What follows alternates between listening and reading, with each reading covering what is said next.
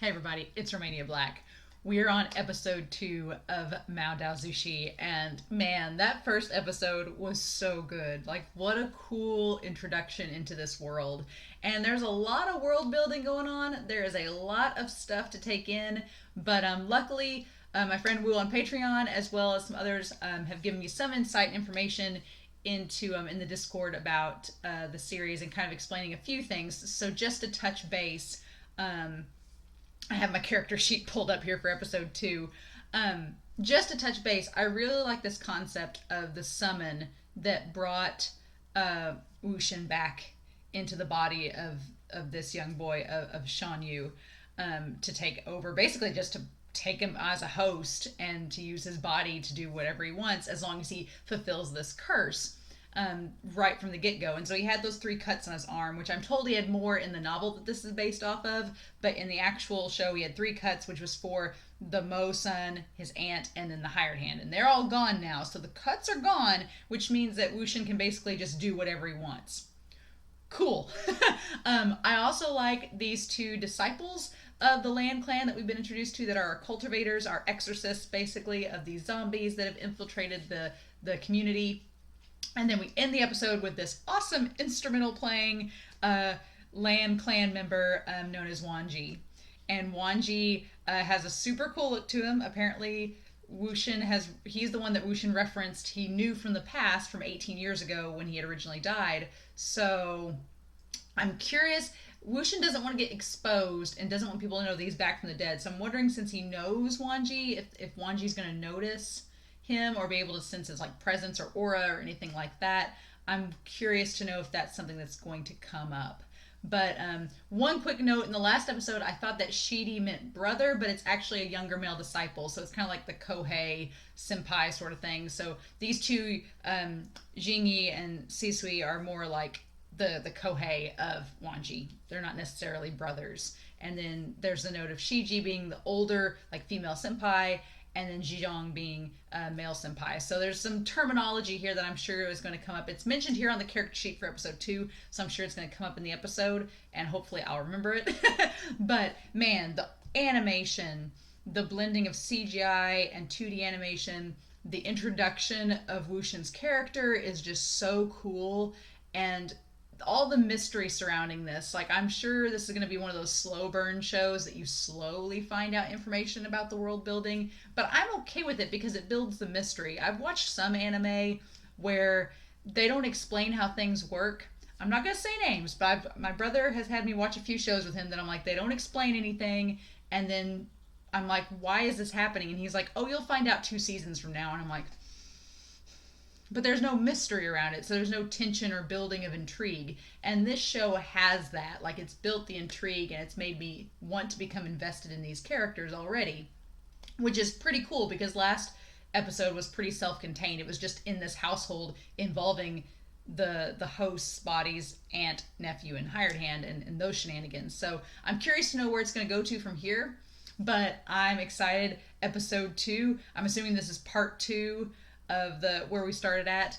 But yeah, so we're gonna dive in. Again, 35 minutes long. They don't mess around with these Chinese animated shows. So we're gonna start episode 2 here in 5, 4, 3, 2, 1, and let's go.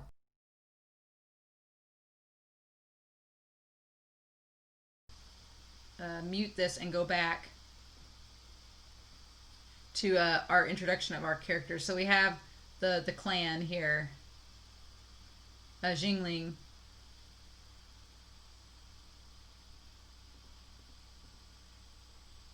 And he gets really mad when he brings up the mom being gone, which we find out later that was probably not the best thing to say. So yeah, he asked, why didn't you call your dad? Why'd you say you'll tell your uncle and not your dad? So I'm wondering if this is really interesting to me because WuXian has been gone for 18 years, and so he's kind of catching up and figuring out what's happened in the years that he's been gone.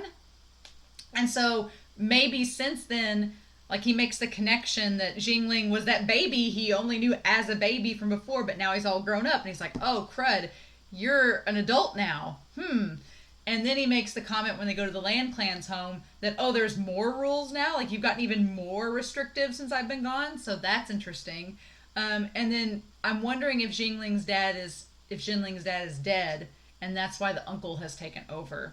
The uncle seems quite young too, but he's apparently, I mean, he's got to be in his 30s at least because he knows WuXian. And WuXian seemed like, oh crud, here's the uncle who I'm like not about. I'm gonna get his name here in the purple with the Force Lightning whip, which is pretty cool. Yeah, WuXian was like, crap. What is this now? Cheng. Courtesy name Wanyan.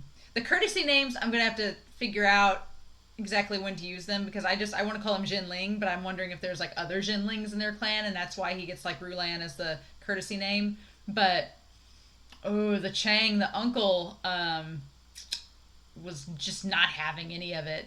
And yeah, it's interesting that Wangji is basically sticking up for him. So, starting to establish a lot of things. The thing I was talking about with him, like coming back from the past and trying to play catch up with what all has changed in the 18 years he's been gone. Still super suspicious that Shan Yu knew the summon and was able to summon him back. And I like that WuXian's making the connection, like, okay, why was this guy that everybody has clearly established is crazy, brought him back, was able to do so, and tied it all conveniently in the time frame of this demonic, like this powerful demon being present. So, I like that Wangji takes his side, which is interesting. And he's the second son, so I wonder who the first son of the Long Clan is. Yeah. But so we're also establishing that Wu is maybe related to, that's what I wanted to go back and see, was when he was talking to Jing at the beginning about being related. The deity binding net. Yeah, so Jin Ling going on here. Yeah, loaded as always. So setting up the idea that Jin Ling's clan, they're the wealthy clan, because he said loaded as always, like they always have all this money. So 2 of the 4 clans that we've met. Interesting. And then, of course, and everybody knows who he is, who Shan Yu is. And he's like, oh, it's you. Like, he's such an embarrassment. After you're kicked home. Sparks amid snow. So Zhen Yu is part of the Jin clan.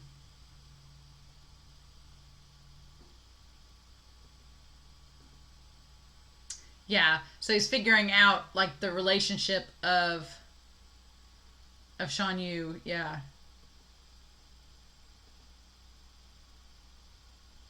Mockery of fate, return to his son's body.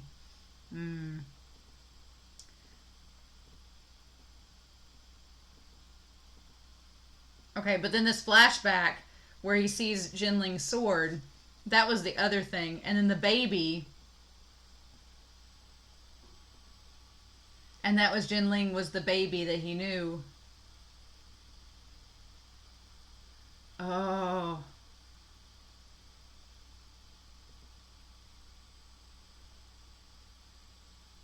So then, though, did WuXian kill his mom?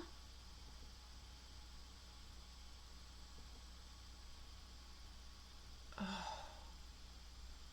And lost both of his parents. Yeah, so his dad, that's why he called his uncle, because his dad was dead.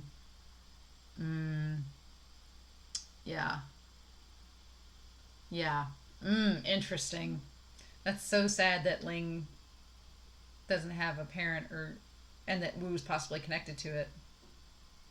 And then, yeah, just all of the using the tools, and then that fight with the stone statue, and then there's Wu just making a bamboo flute and resurrecting this dead general, which is what gives him away, resurrecting this long thought to be dead general. And then that's the giveaway for the uncle. He's like, nope, I know who you are now because only one person can do that. And Shan Yu and Wu look similar from the flashback, so that's interesting to me. And then of course Wangji's like, we're just gonna take him back with us, so it's all good. I'm still wondering what got Wuxin in with the demonic arts, because there seems to be a difference between that and the cultivation and the tools that they use. So I'm curious to know the differences between those two, and like, is I'm watching Jujutsu Kaisen at the same time as this, so I'm like, is it kind of like curse users in this, where it's sort of the same magic, just using it for different purposes? How does that work? Because it seems like it's in the same realm, I guess, but very interesting. And even Wuxin seemed a bit thrown off by the fact that that's who he resurrected. Almost like he wasn't expecting, like he didn't realize that's, oh, he died? He had that expression like, oh, he died and I resurrected him? Like he isn't supposed to be dead. And so it's like, I'm getting some tragic backstory vibes, and it seems like that's making this all the more mysterious. Like, what's going on? Why is this? Why is he? Why was Wuxin targeted and killed? And then what else is there's more to the story, and this show has got me more curious and curious of how, what we're not seeing yet. Like, what information do we not know? And so I'm hoping with him being at the Land Clan's house, that we're going to get some backstory, especially because it seemed like him and Wangji have some past, and it maybe isn't all bad. Like, maybe there was some friendship there. So I'm real curious. I don't know. Also, the fact that they use this show for an advertisement is amazing. The ice cream ad, that was a wonderful. I'm really hoping they just keep doing that the rest of the season, because that would be great.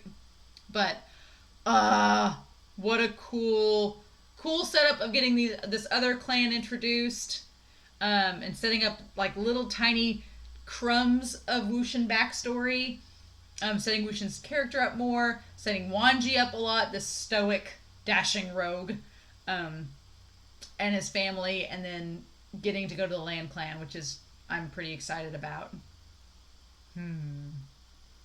Very, very interesting. So, yeah, I'm curious to know what you all thought of the episode. This show, again, I'm so intrigued, and I'm like wanting to slowly piece everything together. And so now that we've got this other clan introduced, I'm excited to look at the character sheet for next episode and see like who all our added people are. But in any case, please feel free to comment down below. Please no spoilers, but I hope you all enjoyed this reaction. And then, yeah, we'll come back, and now we'll see. Now that he's with the Land Clan, he seems to be somewhat safe right now, but I'm wondering what shenanigans Wuxin's going to get up to with this clan here. So, in the meantime, I hope you all have a wonderful week. Please stay safe and take care, and I'll be back next week with more Mao Dao Zushi. Bye.